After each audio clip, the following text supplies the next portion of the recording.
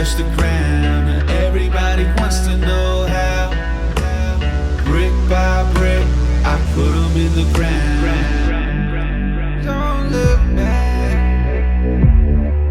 Don't look back at me and act like I didn't tell you. So this was a concept that I came up with as I was I was spraying the walls to the gym black, and I was using a giant spray gun, and I sprayed all night, and I wasn't really paying attention to anything other than spraying the walls. So I just got a brand new hat.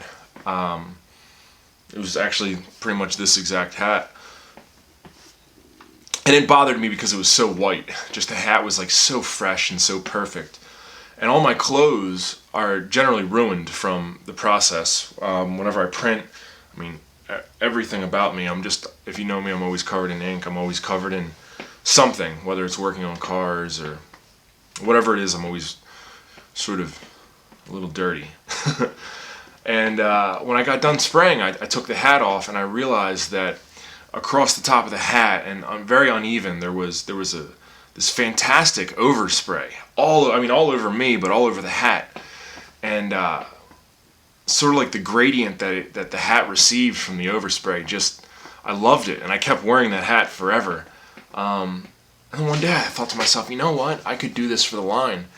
So the idea was born for overspray hats. What we do is we hand print the brim, and then we hand print the front, and then I bring it out to my studio out here, and I actually go through each individual one with like a low pressure spray paint can, and we do an overspray to it, which I think just looks phenomenal. I've always liked things that look like they're a little worn, and it looks like they've had, they've been around the block a little bit, they have some work behind them, and this hat gives that impression from the second you put it on.